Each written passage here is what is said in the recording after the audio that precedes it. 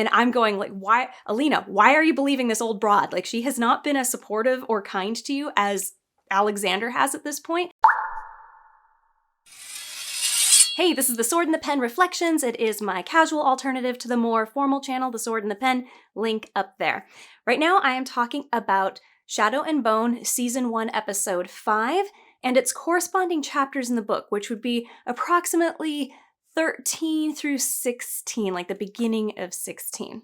First off, I am liking the show a lot more than the book at this point. I mean, not that the book is bad, it's definitely did a few things better this time than the show, but because the show has been so much better leading up to this point, I'm still favoring the show over the book as far as this being richly detailed in the culture and the world building, and also the characters being a little bit, I would say, more grown up than how they're portrayed in the book. So the first thing I want to talk about, and this is just a very brief note, is how the show is doing a really good job of creating characters who die, but they make it so we like them or don't expect them to die before they actually do die. And this is always a struggle with writers, is having an impactful death that isn't the main characters. And when the main characters don't die, we call it plot armor, but quite honestly, if you don't have a main character who survives, you don't have a story to follow. So I'm okay with it. But you can create this feeling of death is real by having side characters who we grow attached to and then killing them off. And that's hard to do because, you know, you're always in your main character's head. So the first characters that we want to look at who died in the previous episode were Dubrov and Mikhail. And they did such a good job in the show of making characters that we like. In the book, you just don't care about them because they weren't nice to Alina and they were off page the entire time. I mean, we saw them maybe once or twice, I think it was twice, and then they're dead. And we're like, okay, they're dead. I mean, we don't even know in the book at this point that they're dead yet, because I think that's going to happen later. We have to know that they die. But the only time that we did see them were those two scenes, and they just weren't kind to Alina. She got nothing from them. But in the show, they were nice to her. They brought her in on the joke where they would tease Mal about how he would talk about her all the time. And so we liked them for that reason. And then we get to see their life with Mal, which we don't see at all in the book. We're getting to follow Mal a little bit, and we see that they are loyal to him and they're supportive, and they help guide him to do the right thing. Like, he was about to go and basically throw his life away, you know, leaving the camp, the military camp. Well, I guess that would be, what do you call it when you go AWOL? And then, you know, go storm the castle. But they stopped him from doing something stupid. And then they made a joke about, you know, how, oh yeah, sure, you know, anyway. So you've created characters we like, you've made them loyal, and they're suffering with one of the characters that you're following, and they don't mind because they are loyal to him, and then you kill them off. And oh, it's so brutal. I mean, Mikhail, when he screams as he's dying, it sounded just like the typical, oh, this is some random red shirt, you know, if we're talking Star Trek, you know, the red shirts who went down with Captain Kirk and all them, they were always going to die. It was kind of like that. For me, it just struck me as, this is the type of scream that you would hear from a character who doesn't matter, but because it was a character who does matter, it felt painful. It was like, oh no, don't kill Mikhail. So excellent job creating a character we like there. And then killing him. and Dubrov too. He died, I believe, more off screen. Like, we just found out he's dead, and then Mal cries over him. Oh, good job, Mal. By the way, good job there. So that was a previous episode. Now, in this one, we have another character death, and it's Marie. Now, in the book, Marie is friendly with Alina, and Alina is friendly with her, and they get along. But there's this kind of, the attachment isn't very pure with Marie and Nadia, because Marie and Nadia don't like Genya. They look down on her, they talk crap about her, they spread gossip about her.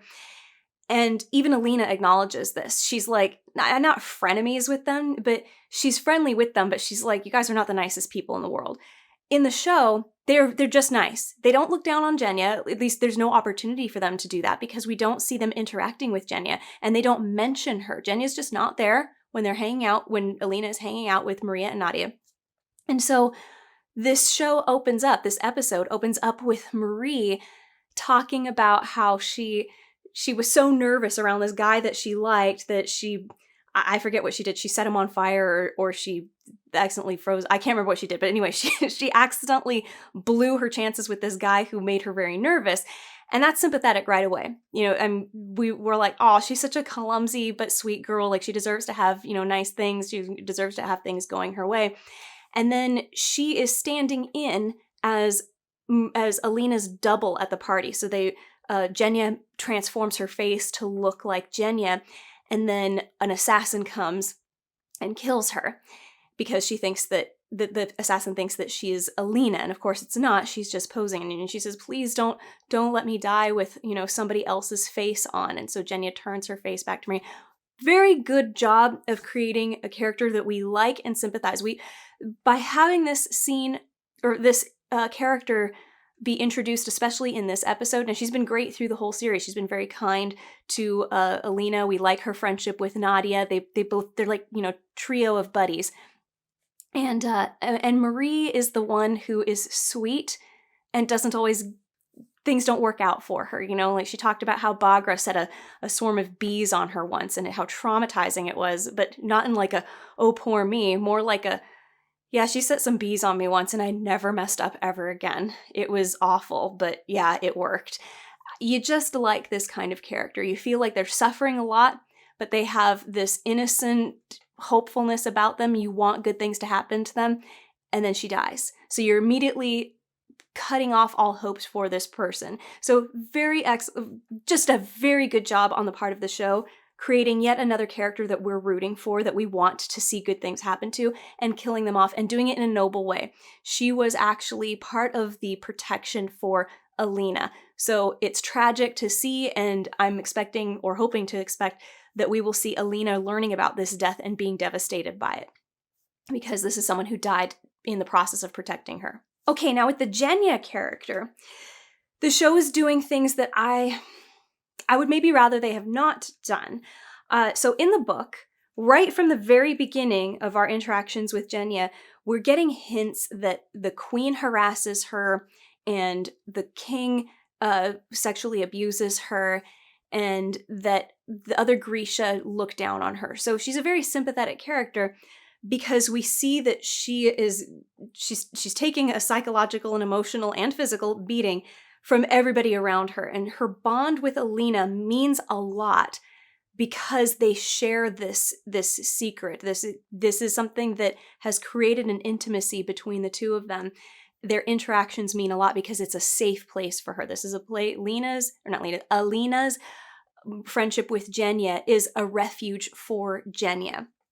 Now, and I do actually like in the show that the other characters not being mean to Genya, it kind of challenges Alina's perception of what the Grisha are. Like she always thought that the Grisha are basically, they're terrible and they're enemies and they're abusing their power and whatnot. So I like that they're nice in the show. I like that in the show that they have done that. But because they have not done what the book did, which is reveal some of these darker things about Genya and her situation, they haven't created that kind of sympathy. Her interactions, Alina's interactions with Genya, they're not as powerful or meaningful in the show as they are in the book. So I would tell, if this was my story, or if I was in the editing room before filming, I would have said, no, you need to include some of these hints and things with Genya earlier in the series. You need to have, in the first episode that we're meeting Genya, you need to have those hints that things don't go well for her with the king. Like, that's a big thing, that the king sexually abuses her. And the hints are very early on. You even have the other Grisha gossiping about it in front of Alina. So I would have had that included. So anytime that the two of them are together, it really means something. Okay, here's another cost for not creating this intimacy with Genya. So in the book, at this point, when Genya sort of warns Alina up to be careful about powerful men, I just be careful, maybe you want to switch to, you just basically kind of warning her subconsciously about the Darkling, saying, oh yeah, everybody feels drawn to him. Everybody has that attachment to him, but be careful around powerful men. I'm suspicious of the Darkling, of General Kirgan, at this point in the book.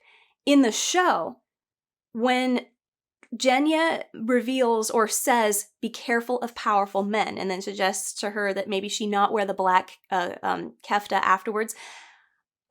To me, I didn't buy that. I mean, we didn't, not that I didn't buy it. Basically, her warning meant less in the show than it did in the book, because in the book, we have that intimate relationship with Genya. We take what she says seriously, and we know that she has this history of knowing a lot of the deeper, darker secrets around the palace.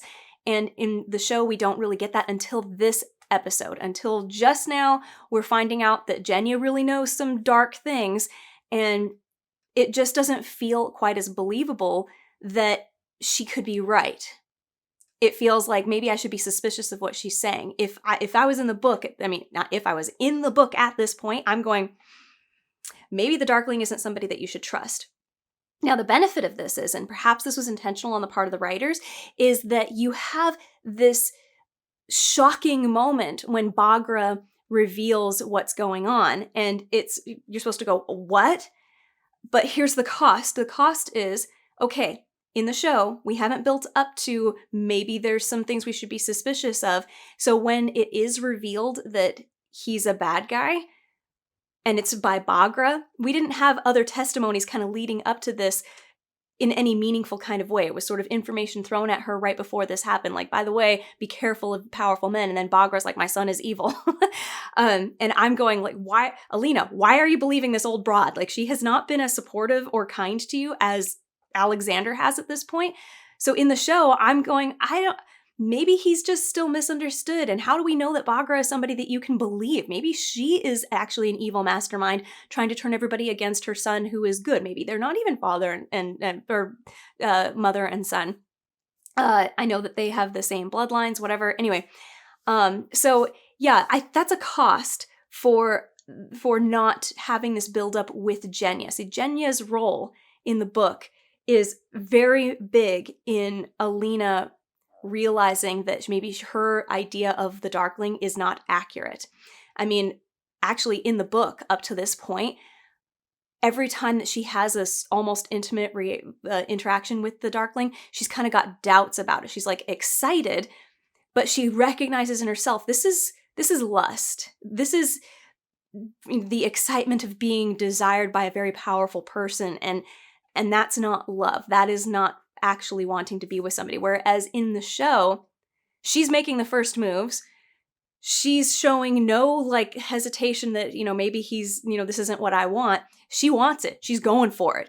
So it just felt less believable to me that she would believe Baghra. And they did make up for it. So in the book, Baghra basically gives her what she needs to get the hell out of the palace and lets her go.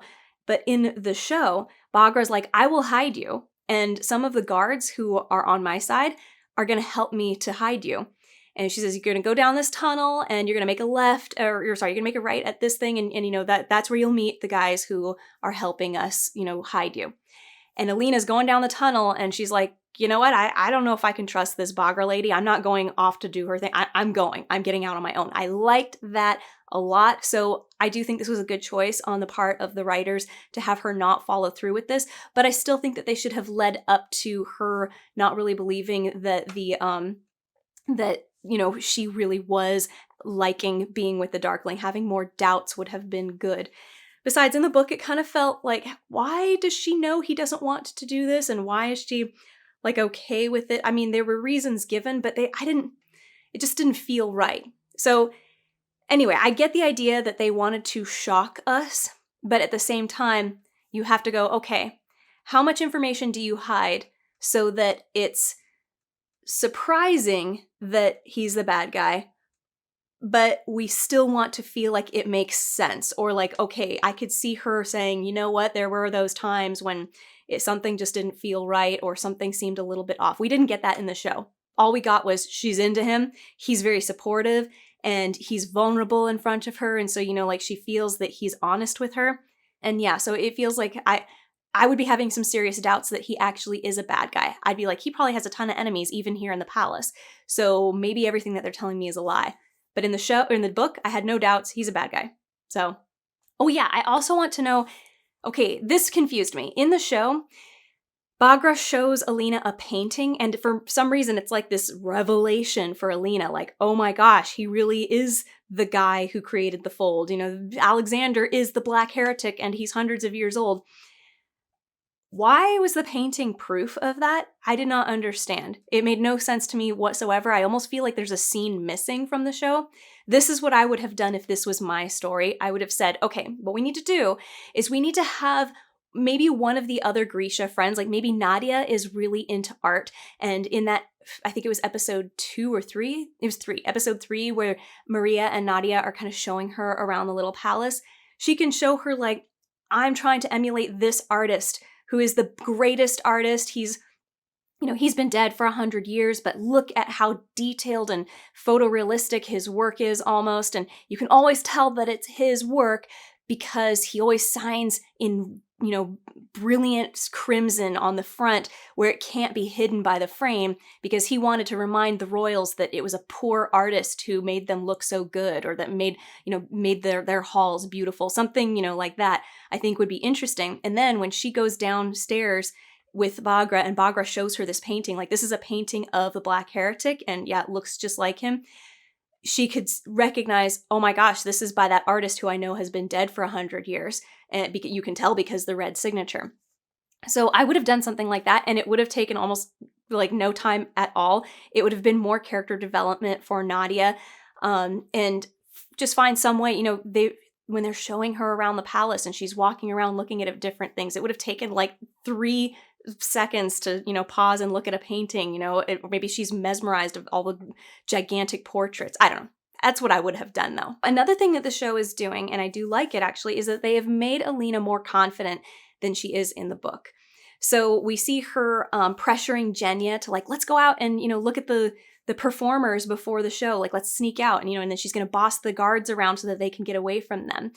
And then when she's at the party, the ball, the winter fete, she enters the ballroom ahead of plan because she felt like the Darkling needed to be rescued or whatever. Like, she's like, I'm just going to go in there and do what I want. And you know what? I like that because I feel like we have seen some growth in this character. Now, as a reader or an audience, if your character does not develop, your attachment to them ends up being less at the end because you feel like you haven't suffered with the character and learned something with the character and moved on with the character. You feel like you are seeing something stagnant, and you could walk away and come back and they would still be the same person. So it's good to have them go through these changes. And in the book, she hasn't changed much at all at this point. But in the show, we have seen that she has become more confident. She has left behind the past. She makes the first move on the Darkling when the kiss happens, which is not the way that it was in the book. He was the one making the first moves. So you like that she has grown as a character. And I know that they didn't have her as imploded on herself in the show up to this point, but the previous episode, so even just one episode back, she was feeling the pressure of everybody saying, like, you can do this, but you have to do this, you have to save us. And in this episode, she's not even nervous at all. She's like, I can do this, and I feel like I'm part of something bigger, and I want to do that. There's not a fear involved in there. That it's more of a, I'm taking on this role willingly. So that is a pretty big step compared to, I don't know if I can just, do this. I just, what if everybody finds out that I'm a fraud? So yeah, in the book, she is very nervous. She is afraid that everybody is going to think that she's a fake. And she equates her potential to the Darkling's approval. And this actually is kind of a manipulative technique that someone like someone with a narcissistic personality disorder would use, is to keep you questioning yourself and your own worth. And you feel like, well, they know better than I do. So if they believe in me, then, and they're like, you're doing great, then I must be doing great. But if they are questioning, then, oh no, what's wrong with me? It's like keeping you locked onto their will. So so in that sense, it was a little bit more realistic in the book. However, I kind of like that perhaps she's having this confidence and pride instilled in her, but it's like a false confidence and pride. And that would mean that when the big revelation happens that she was wrong all this time, it should be a pretty big fall for our heroine. So I'd like to see what they're going to do with that coming up, if they're going to have her like doubting herself now, because this is another opportunity for us to see some suffering and growth from our main character, which in turn will create more attachment from the audience to our main character. Now moving on to the character Mal, just very briefly. Again, the show is making him so much more likable than in the book. So in the book, he actually encounters Alina at the Winter Fete, and he's such a jerk to her. He's like, you never wrote me, and here you are living it up in this little palace, and I thought that, maybe you were being tortured or something, and he's like mad at her for not having been suffering, and just completely blind to the possibility that maybe their communication was being intercepted and prevented from reaching each other. And same thing with Alina. She kind of gets ticked off at him and starts yelling at him. It felt like so it's very common in young adult romance, especially, to have miscommunication be the reason for the cause of the tension or the conflict between our characters. It's such an easily solved issue that it feels contrived at this point. It feels like, they weren't talking to each other, and now they're not explaining things to each other, and that's why things are bad, when literally they could just say, I didn't get any of your letters, and I didn't get any of yours either, and I wrote you all the time. Geez, if he didn't get any of mine, and I definitely didn't get any of his, maybe something else was going on. Gee, maybe I feel bad about that, about my feelings towards him being, so mean or whatever. Anyway, you get the idea. So I like that in the show, they didn't have that happen. As a matter of fact, they didn't encounter each other at all in the show. So Mal is much more likable simply because they haven't allowed this situation to come into to be seen. We didn't see that happen. What they did do is good too. They showed us Mal standing up to the Darkling. He loves Alina so much that the most powerful, scary person in the world, he is going to pressure him and say, you know what, I know where the stag is, but I'm not going to tell you unless you let me talk to Alina first. That he's willing to take that risk in order to reconnect with Alina. So it's very likable. You're rooting for him. I was right there with him when he was, being escorted down to the basement, and then he had that fight. And okay, the part where the one Grisha suddenly is holding the metal rod, and starts doing things with her fingers, I was like, oh, what's she gonna do? What's she gonna do? And then it was like she could bend the metal. It was a little disappointing there, but at the same time, I was like, oh no, she's a Grisha. I didn't know she was a Grisha, and this is gonna be bad. So I was excited to see this good fight between somebody who is not a Grisha and somebody who is a Grisha. Could have been a bit more flashy, but maybe if it was, it wouldn't have been believable that he could stand up to her.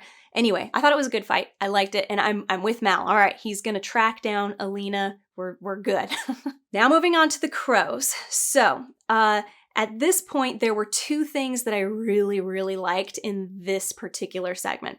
And that was, number one, we've got this interesting conflict between Inej and Kaz, where Kaz is very skeptical of Alina being really the sun summoner. And he's even gonna show Inej, look, see the chandeliers? Those crystals are reflective, so they could easily just shine a light in there, and then it bounces off all over the room, and nobody would know where the light is coming from. So clearly, they're trying to trick us into thinking that they have the sun summoner, and they don't. He doesn't believe that a sun summoner actually exists. And she's more willing to be open to that. I think, I think she could be the real one. And then when it happens and you can see that Inej just feels validated, I'm like, oh, good. I can't wait to see how this affects the way that they talk to each other about this. Because that seems like it's a pretty big obstacle between these two characters who we want them to get together. I mean, come on, I want them to get together. I like these two characters, but there are some big things that are in the way between the two of them. And this is one of the big ones, is that Inej is a woman of faith and Kaz is clearly not. And that's a big issue because it's a defining thing for Inej. And if Kaz thinks it's BS, how can there be respect between the two of them? If one of them's like, you think that everything I believe is fake, that's pretty big. And the second thing that I really love is that Inej kills somebody to save Kaz. And that's something that we have built up to very nicely up to here. We saw in 2 episodes where it was discussed that Inej does not kill. Was it 2 episodes or was it just 1? Was it just episode 2? Either way, we know at this point Inej will not kill. She had an opportunity to kill Arkin, the conductor, and did not. Kaz even made the effort to go and stop her before she could, not only because they needed her, but you kind of get the sense that he stopped her because he knew how desperately she wanted to go with him to East Ravka. So I loved it, and I love that Kaz took that moment afterwards to be like, she is clearly traumatized by what she has just done, and says, you forget the fact that you killed somebody, you saved my life. Like, that's what I need you to focus on and think about. So I really, really like that, and I do hope that this comes up later, that we see this recognition on the part of Kaz that she did something pretty major for him to save his life. So because if he does not have that recognition, then he is not fully understanding or respecting or even being aware of the magnitude of her faith in her life. So I do hope this becomes a thing that possibly brings them together even closer. We saw a shred of it at the end when he told her, like, you saved my life, but I do want to see it come up again. I want it to be a big thing between the two of them. Yes, we're getting Inej and Kaz together. It's going to be awesome. Don't go too quickly, though. Keep it this nice, slow burn. It's good. Slow burn is so satisfying when it finally comes to fruition. Okay, side note, I do really love that Kaz has this physical disability.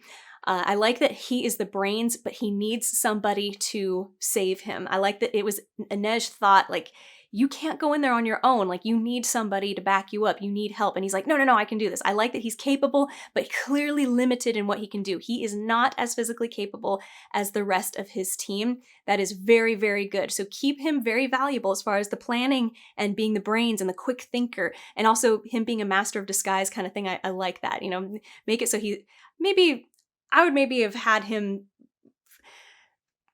juice the role of the artist in the previous episode a little bit more. I would have him be maybe a little bit more of a shift in character when he is dressing up as somebody else, but he hasn't really had a whole lot of opportunities up until now. I liked what he was doing with the artist, but come on, let the actor play with this a little bit.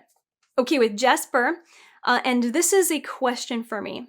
I asked in, I think 2 episodes ago, why does Kaz trust Jesper? And something else has come up again where I'm going, what kind of person is Jesper? So when all of them are asked, this was I think in episode 3, or maybe it was 2, I think it was 3, you know, what would getting 1 million Kruger mean to you? And Jesper thought something like, oh, I can go spend a ton of money, like I can do what I want for at least a couple months or something. Money is very important to him. In a previous episode, he also talked about how greed was always enough for him to make any decision. Like that's what he likes. So money is the key for Jesper. When Inej and Jesper are talking in this episode, she is talking about faith. She's saying, what if Alina really is the real thing? And Kaz is saying that he doesn't, believe that she is real, that she's fake. And she's like, what about you, Jesper? And he's like, honestly, whether she's fake or real, all I care about is that I get money. I am, again, I think I might have mentioned, no, this was for a different review.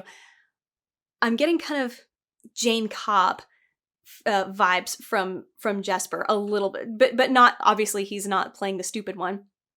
But here's who Jane Cobb is in the show Firefly. Jane Cobb is a kind of a mercenary character. He's like the muscle of the group.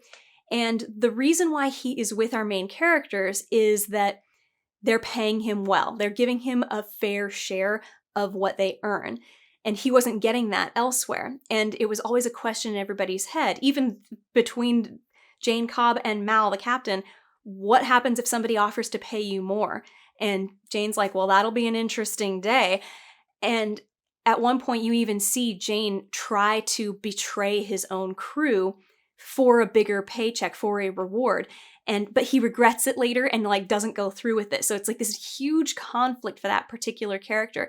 And I'm wondering if we're going to see something like that with Jesper. If I was writing this story, if Jesper was my character, I would play this up a little bit. But at the same time, you kind of suspect that there's this this interesting trust between him and Inej and him and Kaz, because they have some pretty intimate conversations with each other about each other, but usually it's about the other person. So Jesper is the person that Kaz talks to about Inej, and Jesper is also the person that Inej talks to about Kaz.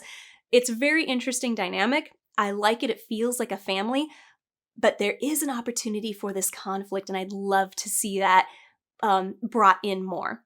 Okay, and here's a big problem that I have with this episode with the crows. And I love the crows. They are definitely my favorite part of this series, like definitely. And that is, the big problem I have with this is that it was so easily fixable. Like in the editing room, they could have fixed it with just the characters acknowledging that this is a problem, but like they have no other choice but to keep going. And that is that this is not a good plan. So the plan is that they're going to have, is it Arkin? Yes, Arkin. So they're going to have Arkin, oh my gosh, okay, so we're starting from the beginning. So first, Kaz is going to hopefully find the room where they will keep Alina between the ballroom and the dining hall. You know, like, oh, she'll go in there and that's where we can grab her. So hopefully he finds that place. And I mean, my gosh, it was a secret room. Then it's like, okay, we're going to have Arkin go in there. And it's like, well, thank goodness Arkin just happened to have a lodestone with him. I mean, that was so convenient. And then hopefully when Arkin goes in there to kidnap her, there aren't guards with her that will prevent him from being able to take her. And hopefully Alina somehow comes quietly. Like, how are you going to get her out of there with nobody noticing? And then like, okay, well, you know, we're going to have Inej and Kaz clear the way, you know, get everybody out of the way. But still, like, how far out of the way do you have to get people to get Alina out of there? I mean, pretty far, I would think. Like, how are you going to sneak her out past all these people with nobody noticing? I just don't understand how that's going to happen. And then, hopefully, at that point, Jesper has actually found a way for them to get out. Like, they're so much dependent on improv, like improvising what they're going to do. Like hopefully we figure out how to do all of this along the way. And I'm just going, this is not a good plan. This is not a well thought out plan. And they could have fixed it by all of them having doubts and saying, this is the worst plan that we've ever had. We usually know exactly what we're going into. We know exactly what we're going to do when we get there. And we know that it's a possibility that we can do it. And we all know that we can do it. Instead, it's like, well, we're going to get in there, and Jesper, I hope you figure out a way for us to get out of here. And, oh, I hope that, you know, Arkin, you don't come across a bunch of guards who, like, you know, attack you when you try to kidnap. It's too much improv. And then even the backup plan, you know, the backup plan is, okay, if Arkin is out of the question, like, hopefully Kaz and Inej won't be noticed by anybody taking Alina out of the little palace. It's just too much. It's too much not planned. And I just kept on thinking, this is not good. Like, why are they like, okay, this is what we're going to do. Like, it's risky, but we're going to go and do it. Why aren't they like, we shouldn't do this. This is way too much coincidence. And, you know, it's like, oh, thank goodness Kaz got a glimpse of Alina at the player, you know, watching the performers troupe. And thank goodness Alina happened to come out of the palace and climb into the trunk on their carriage, not the other carriage that was over there. It was like one thing after another. It just kind of fell into their lap. It was a little bit too convenient. I actually like when stuff like that happens. Like, but you know, I like when it's like, oh, okay, you know, we did this huge elaborate plan, but then we didn't even need to have that plan because Alina got into our trunk and we were like, well, I guess we got her, let's go. But I would have liked to have seen that there was more exact planning happening in the kidnapping anyway. Because what it feels like now is that the writers were like, well, we're just going to have her come out of the palace and climb into their carriage. So the plan for how we get her out doesn't have to be that well thought out.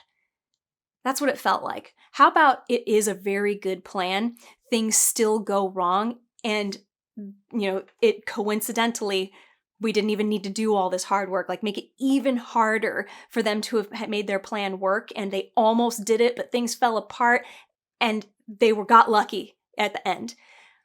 Instead, it feels like they were relying on luck from the beginning, and what do you know? They got lucky at the end. It's just too contrived, but I still like these characters a lot. I'm really enjoying them. So anyway, let me know what you thought. Was there anything in the show that for you, I mean, were some of the problems that I had, are we just kind of like going, eh? I mean, because I'm kind of going, eh. I'm enjoying them so much that I'm like, whatever, I'm still gonna just watch it. They're just little things that could have been fixed to make it even more believable.